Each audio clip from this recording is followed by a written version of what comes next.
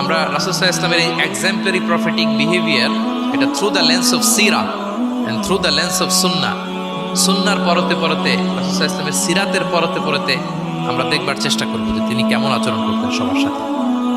একবার তিনি একটা খেজুর বাগানে প্রবেশ করলেন মদিনাতে।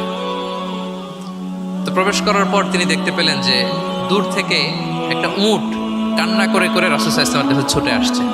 একটা উট কান্না করে আসতেছে। রাসূল সাল্লাল্লাহু আলাইহি ওয়াসাল্লামের দেখে অত্যন্ত দয়া হলো, মায়া হলো যে উটটা কেন কান্না করতেছে, এত এত বেশি কেন কান্না করতেছে। আল্লাহ রাসূল সাল্লাল্লাহু আলাইহি ওয়াসাল্লাম তিনি মমতা ভরে ওনার হাত দিয়ে উটের মাথায় আদর করতে আরম্ভ করলেন। প্রিয় নবীজির এই মমতা মাখা হাত বুলানো পেয়ে উটের কান্না বন্ধ হলো এবং রাসূল সাল্লাল্লাহু আলাইহি ওয়াসাল্লামের কানে কি কি যেন বললো উট, এটা অন্যরা বুঝতে পারছে না। তো এরপর রাসূল সাল্লাল্লাহু আলাইহি ওয়াসাল্লাম খুঁজতে আরম্ভ করলেন যে উটের মালিক কে। একজন আনসারী যুবক সাহাবী আসলো। তখন রাসূল সাল্লাল্লাহু আলাইহি ওয়াসাল্লাম বলল যে তোমার এই উট আমার কাছে তোমার ব্যাপারে নালিশ করেছে যে তুমি একে ক্ষুধার্ত রাখো কিন্তু একে দিয়ে অনেক কাজ করাও।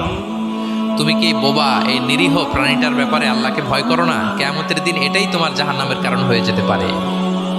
খবরদার, এই নিরীহ প্রাণীটার ব্যাপারে তুমি আল্লাহকে ভয় করো। দেখেন, প্রিয় নবীজি উটের মাথায় হাত বুলিয়ে উটের কান্না বন্ধ করেছিলেন এবং উটের মালিককে ওসিয়ত করেছেন যে খবরদার, প্রাণীর প্রতি কখনো এরকম রূঢ় কঠিন আচরণ করা যাবে না, তাদের প্রতি রহম দিল হইতে হবে।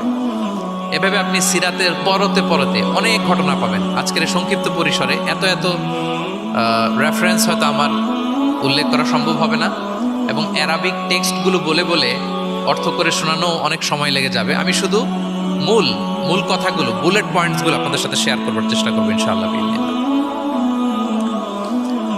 এই যে প্রাণীর প্রতি দয়া, ইসলামের একটা মূলনীতি হচ্ছে মুমিনের জীবনের প্রতিটি কাজে ইহসানের পরশ থাকতে হবে। আল্লাহ তাআলা আমাদের সব কাজে ইহসানকে আবশ্যক করেছেন।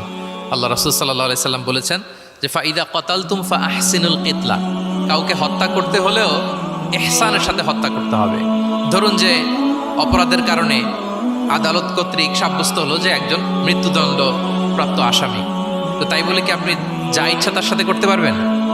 তার নাক কেটে ফেলা, কান কেটে ফেলা, তার অঙ্গহানি করা, এলোপাতারি ছুরিকাঘাত করা করতে পারবেন না। ইদা কাতালতুম ফাআহসিনুল কিতলা, এটাও ইহসানের সাথে করতে হবে। দেখেন, হত্যার মতো একটা কাজ ইহসানের সাথে করতে হবে। ওয়া ইদা যাবাহতুম ফাআহসিনুয যাবহা, প্রিয় নবীজি বলেন তোমরা যখন জবেই করবে, কুরবানি করবে, এখানেও ইহসানের সাথে করবে। আল্লাহু আকবার। করতেছি জবাই, করতেছি কি বলেন সবাই আমার সাথে, করতেছি কি জবাই। তার মানে প্রাণীটাকে তো মেরেই ফেলতেছি, কিন্তু প্রিয় নবীজি বলেন এই জবাই করার ক্ষেত্রেও ইহসান করতে হবে। এত সুন্দরভাবে দ্রুত তার গলায় ছুরি লাগাতে হবে যাতে কয়েক সেকেন্ডের মধ্যেই জবাইয়ের কাজটা হয়ে যায়। আপনি ইচ্ছে মতো এলোপাথারি তাকে ছুরি দিয়ে কষ্ট দিতে পারবেন না। মুমিনের প্রতিটি কাজে যেন ইহসানের পরশ থাকে। একবার আল্লাহ রাসূল সাল্লাল্লাহু আলাইহি সাল্লাম এক সাহাবীর পাশ দিয়ে যাচ্ছেন। ওই সাহাবী একটা ভেড়াকে জবাই করার জন্য মাটিতে শুইয়ে পা দিয়ে চেপে ধরে এরপর ছুরি ধার করতেছে। ছাগলটাকে মাটিতে শুইয়ে পা দিয়ে চেপে ধরে এরপরে কি করতেছে? ছুরি ধার করতেছে। আর প্রাণীটা এই ছুরি ধার করার দৃশ্যটা দেখতেছে। আল্লাহ রাসূল সাল্লাল্লাহু আলাইহি ওয়াসাল্লাম তাকে ধমক দিলেন, শাসালেন, বললেন তুমি তো এটাকে 2 বার জবাই করে ফেললে, একটু পরে তো জবাই করবেই, এখনই তো জবাই করে ফেলতেছো, তুমি কি আগে ধার দিয়ে নিতে পারলা না? জবাইয়ের আগে তুমি কি ছুরিটাকে ধারালো করে নিতে পারলা না, শার্পেন করে নিতে পারলা না? এভাবে আল্লাহ রাসূল সাল্লাল্লাহু আলাইহি ওয়াসাল্লাম সব সময় প্রাণীদের প্রতি তিনি দয়া দেখিয়েছেন। এবং তিনি বনি ইসরায়েলের একটা ঘটনা বলতে যেয়ে তিনি বলেছেন যে একজন প্রস্টিটিউট লেডি, ব্যভিচারী নারী, যার জন্য জাহান্নাম বরাদ্দ ছিল, কিন্তু একটা তৃষ্ণার্ত কুকুরকে পানি খাওয়ানোর কারণে আল্লাহ তাআলা ওই পাপাচারী নারীকে জান্নাত দান করেছেন। সুবহানাল্লাহ। তার জন্য জাহান্নাম ছিল অবধারিত, কিন্তু একটা তৃষ্ণার্ত কুকুরকে পানি পান করার কারণে তাকে জান্নাত দিয়েছে কে? আল্লাহ সুবহানাহু ওয়া তাআলা। তাও কেমন একটা প্রাণীকে? কুকুরকে। আমরা গুরুত্বই দেই না। সামান্য একটা কুকুরকে দয়া দেখানোর কারণে আল্লাহ তাআলা এই জাহান্নামী নারীকে জান্নাত দান করেছেন। আমরা যদি খেয়াল করি যে আমরা আমাদের সমাজে কুকুর বিড়াল দেখলে কি করি বলেন তো? রাস্তাঘাটে কি করি? দেখি অডিয়েন্সের কাছ থেকে আমি একটু শুনি, কি করি আমরা? তাড়িয়ে দেয়। আর কি করি? ঢিলছুরি, আর কেউ কেউ খাবার দেয়। মাশাআল্লাহ, এই তো, এটাই তো প্রিয় নবীজির সুন্নাহ, আমরা খাবার দিব এক্স্যাক্টলি। কিন্তু আমি জানি না কেন যেন বাংলাদেশে কুকুর দেখলে, বিড়াল দেখলে কি করে, তাড়ায় দেয়, ঢিল ছোড়ে, লাথি মারে, এরকম করে না অনেক সময়? অপ্রয়োজনে, কোনো প্রয়োজন নেই এটা করে। ও সবচেয়ে মজার ব্যাপার হচ্ছে মাঝে মাঝে দেখা যায় যে জোড়া লাগা কুকুর যদি দেখা যায়, যে একসাথে দুটো কুকুর, তাদের প্রজননের কারণে তাদের একটা বিশেষ ঋতুতে বিশেষ সময়ে তাদেরকে এটা করতে হয়, এক অদ্ভুত কারণে মানুষ মানে ক্ষিপ্ত হয়ে ওঠে তাদের প্রতি। কিন্তু আমাদের তো মানবিক হওয়া উচিত ছিল, কি বলেন? আশরাফুল মাখলুকাত বলে আমরা নিজেদেরকে দাবি করি। আমাদের কি করা উচিত ছিল? ইগনোর করা উচিত ছিল।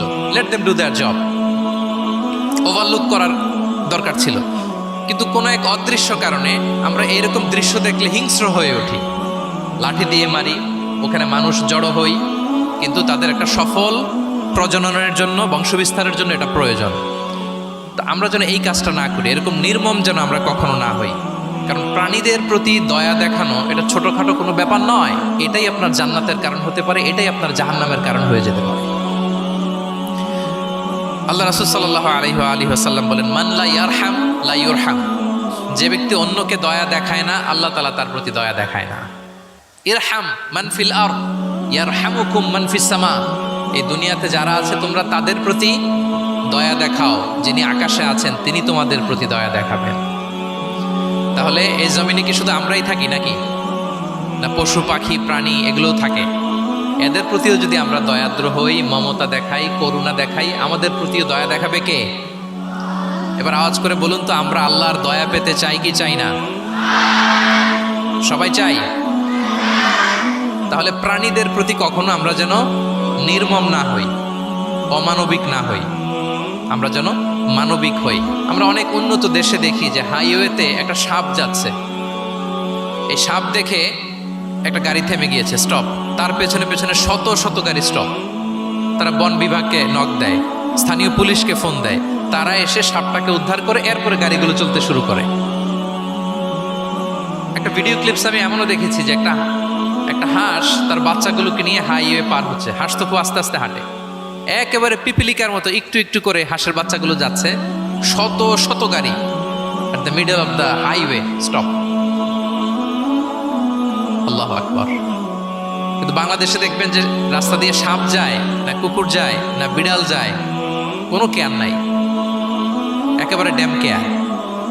যে প্রাণীদের প্রতি দয়া দেখায় না, আল্লাহ তাআলা তার প্রতি দয়া দেখান না। তাহলে প্রিয় নবীজি প্রাণীদের প্রতি কতটা দয়াদ্র ছিলেন, মমতাময় ছিলেন, এটা সবার কাছে ক্লিয়ার? ওকে, মাশাআল্লাহ। লেটস মুভ অন, আমরা সামনের দিকে আগাই। এবার আমরা একটু করে জানার চেষ্টা করি যে শিশুদের সাথে প্রিয় নবীজির আচরণ কেমন ছিল।